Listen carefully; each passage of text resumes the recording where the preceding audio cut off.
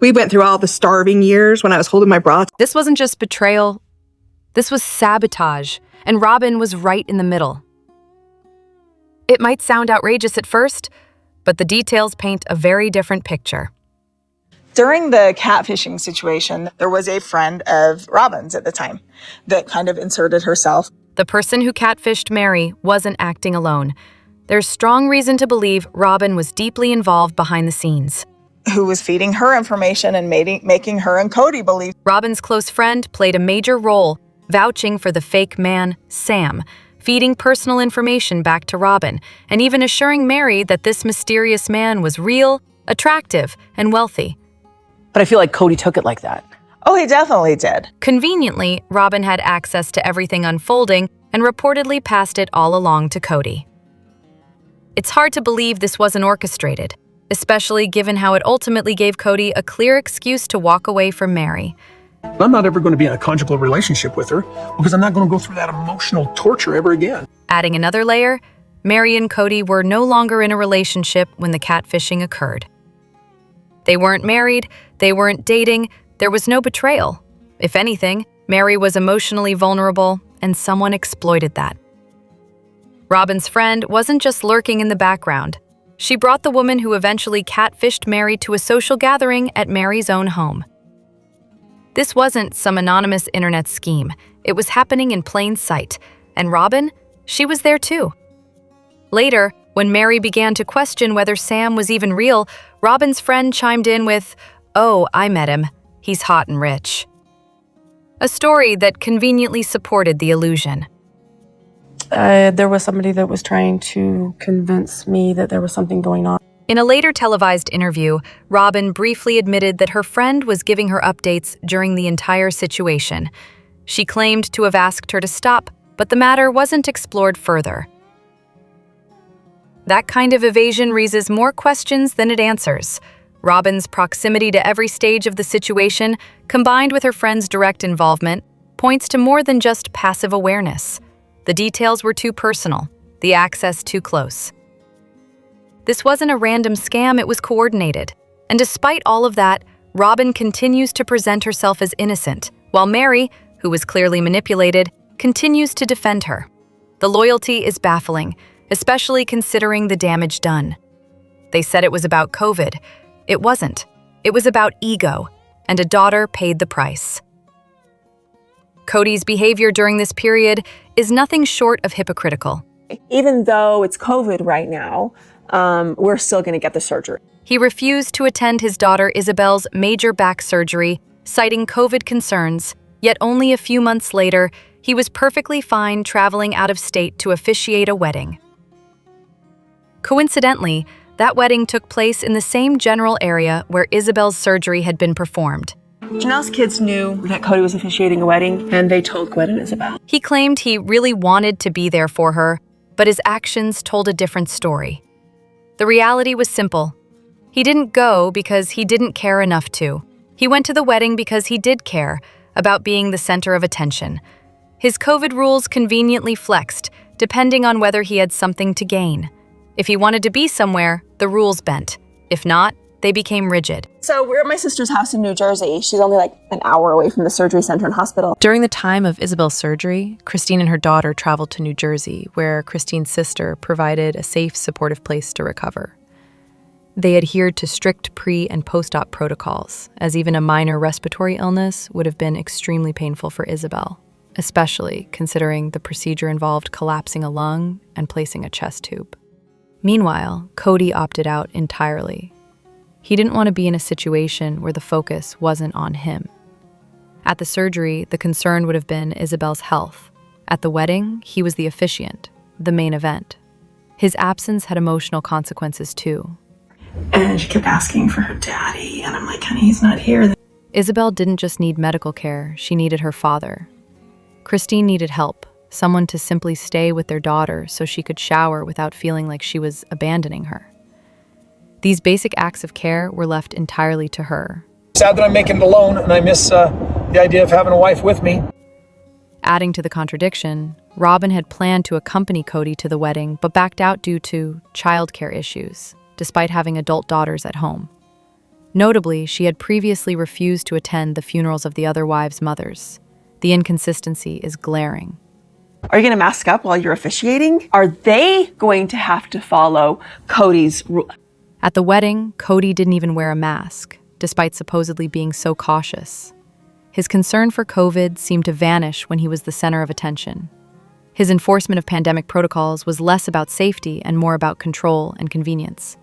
So we're talking about a 6-week process. He treated Isabel's surgery as a burden, something Christine should handle alone, as if it were some kind of personal favor she was asking, rather than a father's responsibility. This behavior exposed a pattern.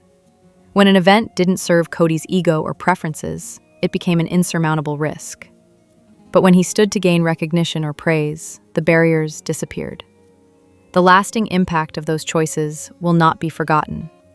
Emotional abandonment in a moment of medical vulnerability leaves a lasting scar, not just for a child, but for the parent who had to carry it alone.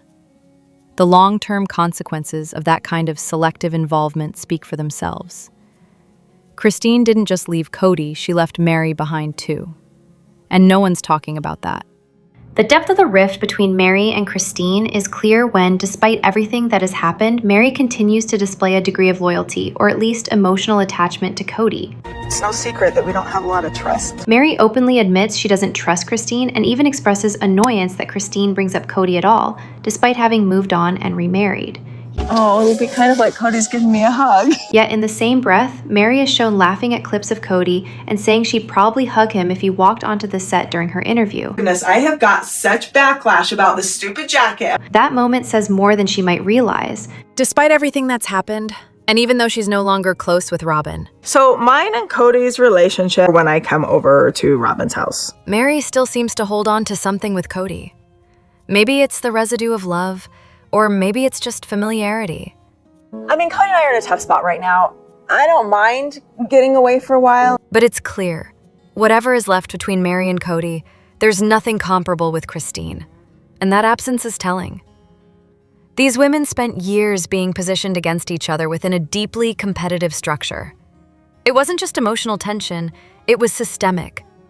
Both Meri and Christine have had moments of cruelty toward each other. Christine has, at times, been unkind to Meri, and Meri certainly responded with her own bitterness, especially after Christine left the marriage. Lately, they seem to be keeping the peace, but there's no real warmth. They may be trying to limit the damage, but the damage has already been done, and they still don't like each other. What's interesting now is the unexpected closeness between Meri and Janelle. That dynamic has shifted.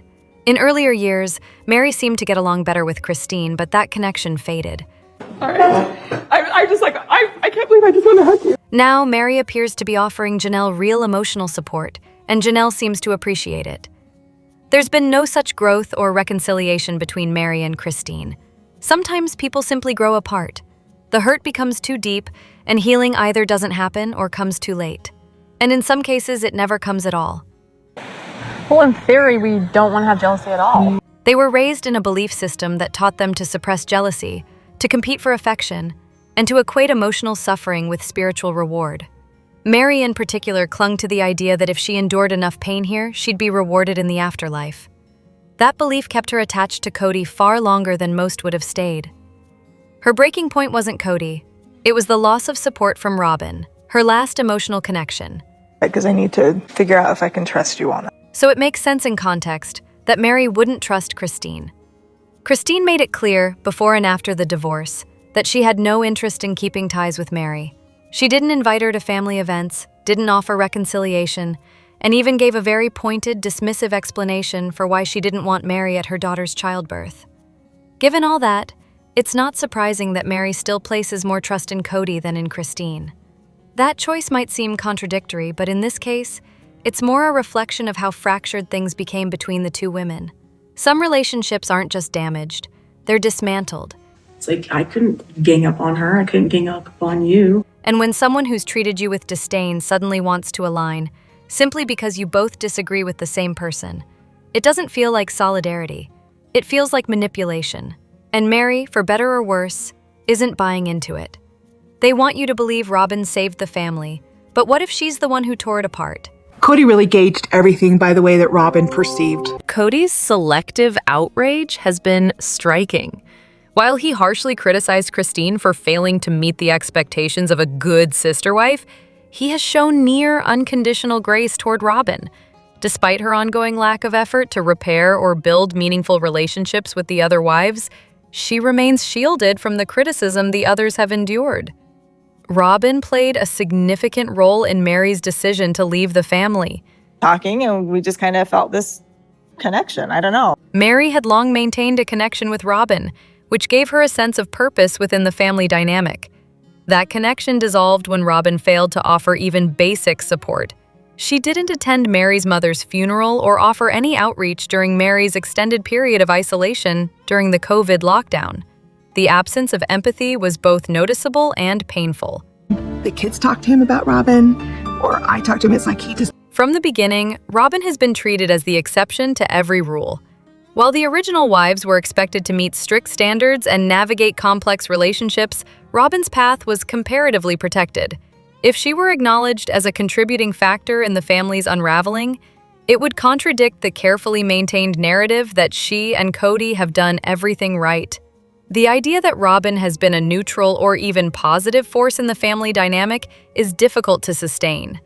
Cody appears to genuinely believe she has supported his other marriages, likely because she has presented herself that way to him. However, her subtle manipulation and failure to genuinely connect with the others suggest a more self-serving role. I'm currently driving by myself early in the morning, sun's coming up in the east. One of the most painful moments was Meri traveling alone to her mother's funeral, an event that could have drawn the family together. Robyn's absence, both physically and emotionally, underscored her disengagement. Even a basic outreach would have demonstrated care, but it never came. This major war within myself about Meri. Despite her claims of wanting unity, Robyn disengaged from Meri once the relationship no longer served a clear purpose. It wasn't just a personal failing, it was a missed opportunity to show compassion, especially to someone who had been consistently supportive and caring toward her and her children. The larger narrative, one in which Cody and Robyn are perpetually innocent and wronged, continues to erase the very real ways they contributed to the breakdown of relationships within the family. Ignoring these truths may protect their image, but it does nothing to honor the complexity and pain experienced by everyone involved. Robyn didn't just join the family, she rewrote the rules. I mean, Who said that? That was Robyn. Oh, Robyn said Robyn that. was like, you guys... Robyn frequently claims her children were treated unfairly, bullied, excluded, misunderstood. But this narrative often overlooks the experiences of the original 13 children, who were held to far higher expectations. If you were like Logan or Hunter, I made them hold hands and... They were expected to act like adults at a young age, to mature quickly and uphold the structure of the family, while Robyn's children were allowed the freedom to simply be kids. My kids aren't really, there's a lot of anger towards Robyn. There's also little insight into how Robyn's children treated the others. The dynamic between the children was complex. 18 individuals brought together under the assumption they would immediately bond and coexist as siblings. This assumption ignored the realities of blending large families, especially when each child came from different backgrounds, expectations, and parenting styles. Robyn's perspective consistently centers on her own children, often to the exclusion of others in the family. Rarely is there reflection on the broader impact or consideration for how her presence and decisions may have affected the original family members. That's why I have a nanny, so that I can have her help me instead of trying to ask Cody to, help with the kids. A key example is her decision to hire a nanny rather than participate in the shared parenting model the family had long embraced. While the original wives supported and helped raise each other's children, Robyn's approach marked a clear departure from that tradition, reinforcing a sense of separation. It appeared that Robyn and Cody gave the blended family concept only a brief opportunity to succeed. When deep bonds didn't form instantly, it became a convenient justification for emotional and physical withdrawal. Their expectations were unrealistic, and when things didn't go smoothly, the blame was shifted onto others. There has long been a disconnect between Robyn's words and her actions. While she has positioned herself as a unifying figure, her behavior often contradicted that role. And maybe it's because Robyn is the only one that he really is with anymore. His communication has become very... Cody's quick pivot to prioritize Robyn and her needs over the established family structure only deepened divisions. Rather than integrating, Robyn introduced a new set of expectations that distanced herself and her children from the rest. Importantly, this rift extended beyond the adults. Isabel was so mad. She's like, so I can't go over, but she can go over. The children were drawn into the conflict. While the original 13 were expected to accept and adapt to new siblings, the same expectation did not seem to apply to Robyn's children. The pressure to adjust was one-sided. As a result, any initial excitement and effort to connect eventually eroded into frustration and disengagement.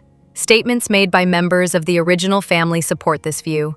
One noted that while they were expected to welcome and include, the gesture was rarely reciprocated.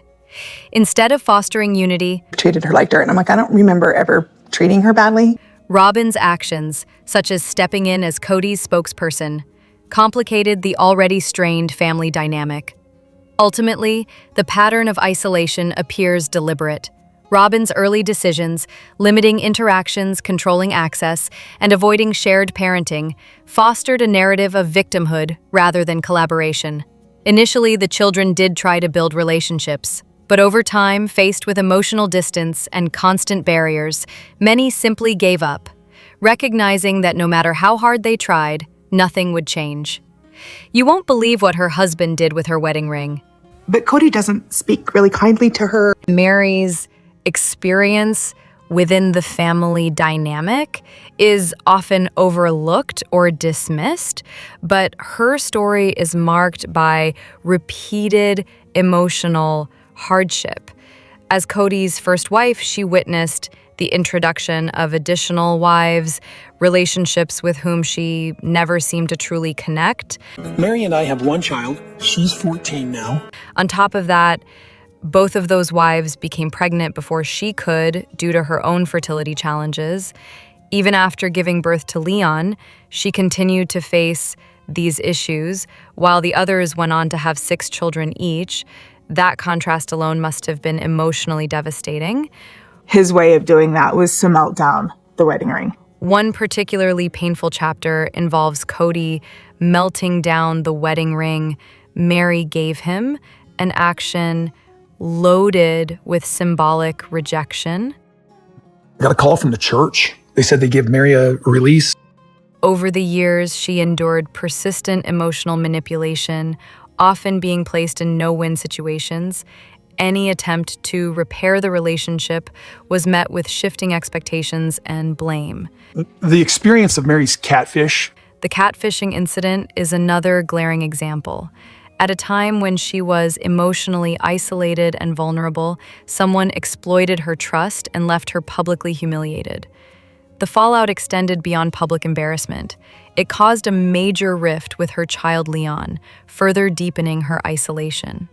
Birth from your house in Flagstaff to the house in Utah, and then Living apart in Flagstaff, with Cody showing little to no warmth, compounded the strain. Her relationship with Robyn also raises questions. While framed as a close friendship, the reality appears more one-sided. I just want her to understand.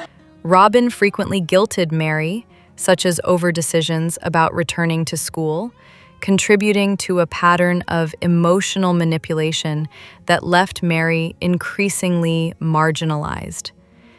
Though not without flaws and moments of questionable judgment, Meri was consistently placed in impossible circumstances.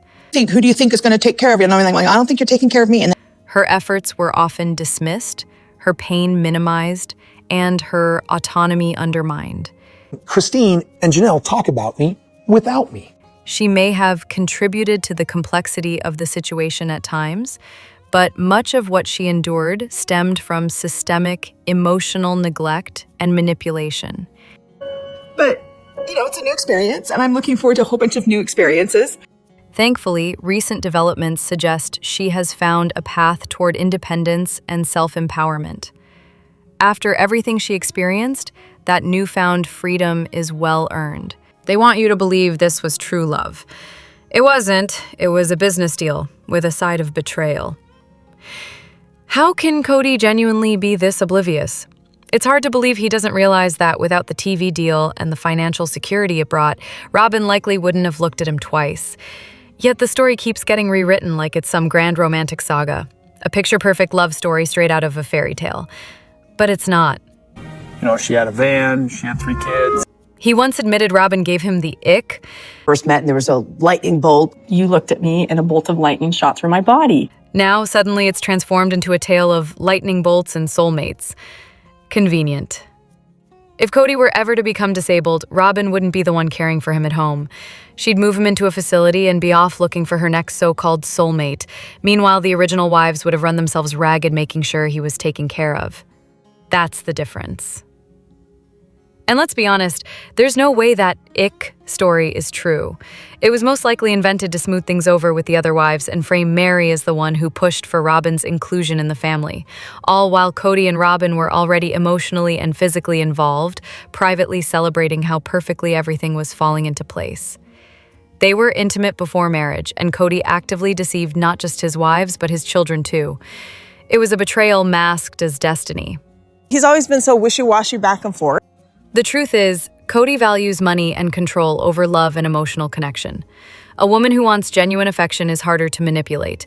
A woman who wants status, security, and designer figurines, much easier to please. We went through all the starving years when I was holding my bra together with diaper pins. Even Janelle, without saying much, made her point. When the topic of Cody and Robyn's so-called unique love came up, she casually mentioned using a diaper pin on her bra in the early days. It was subtle but clear, pointing to the fact that this so-called true love only emerged once the reality show income started pouring in. It's the same dynamic often seen with wealthy, older men and their much younger partners. Deep down, they must know. Whether they accept it for the benefits or convince themselves it's real, either way, it's not about love. It's about image and ego. Thanks for watching. If you liked it, tap like. Let's reach 1,000. I'm Elena. Bye now. Ta-ta.